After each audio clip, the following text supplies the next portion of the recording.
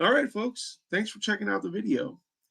I want to talk today about Pete Hegseth being confirmed as the next Secretary of Defense. Now, from the New York Post here, it says Pete Hegseth confirmed as Trump's defense secretary with J.D. Vance breaking tie. Pete Hegseth, an Iraq and Afghanistan war veteran and former Fox News host who promised to return the Pentagon to the warfighters, was confirmed as President Trump's defense secretary in a dramatic Friday night Senate vote. The Senate voted 51 to 50, making Hegseth, 44, the leader of the nation's armed forces, with three Republicans, Susan Collins of Maine, Lisa Murkowski of Alaska, and Mitch McConnell of Kentucky, joining all 47 Democrats to oppose the appointment. J.D. Vance was forced to become only the second vice president in U.S. history to cast a tie-breaking vote for a cabinet official. Former Vice President Mike Pence helped confirm Education Secretary Betsy DeVos by offering the final vote in 2017. Senator Tom Tillis of North Carolina had wavered in his support for Trump's nominee in the final moments leading up to the vote, but issued an 11th-hour statement from the floor that Hegseth had his full support after he conducted due diligence on the nom.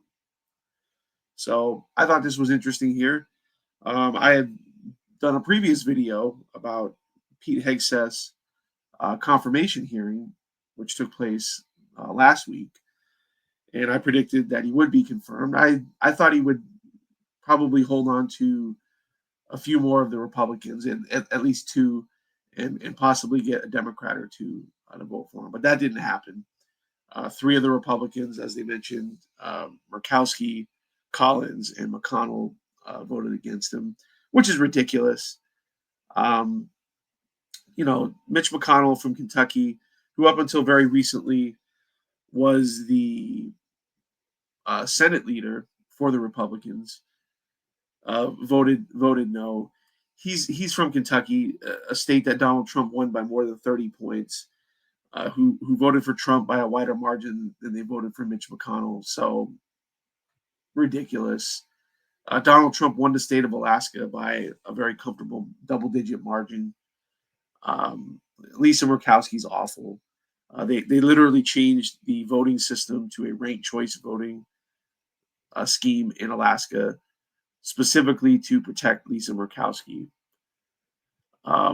Susan Collins, I mean, look, I'm not going to get mad at her. She at the end of the day, she represents a blue state. Anytime she votes with the Republicans, it's basically a bonus. So I won't get too mad at her, but I mean, come on, Lisa Murkowski, Mitch McConnell, ridiculous. Now, Mitch McConnell's on his last legs. He's in poor health. He can barely stand. He can barely function. He's up for election or re-election in the next cycle, 2026. Who knows? Maybe they'll try to prop him up and have him run again. But I don't even know if he's going to make it that long, truth be told.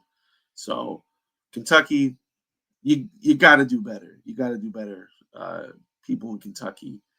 And Lisa Murkowski, she's proven to be a political cockroach in that she manages to survive. She had lost a primary a number of years ago, and then ran a write-in campaign and managed to get enough Democrats to vote for her to win.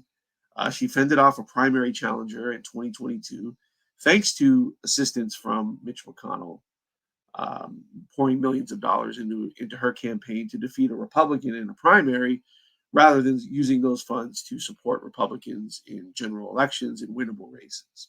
But hey, at the end of the day, this man right here, Pete Hegseth, is your next Secretary of Defense. I think he's going to do great. He's not a warmonger. He's not going to cave to the so-called military-industrial complex, and he's a man that wants peace and will only use the military as it should be intended for legitimate protection of the country, of the homeland. So, congrats, Pete Hegseth. Congrats to Donald Trump. They have several more nominees that they need to get through. I think RFK is coming up next week, as well as Tulsi Gabbard. So get your popcorn ready. In any case, that's what I think. Let me know what you all think. And as always, we'll see you on the next one.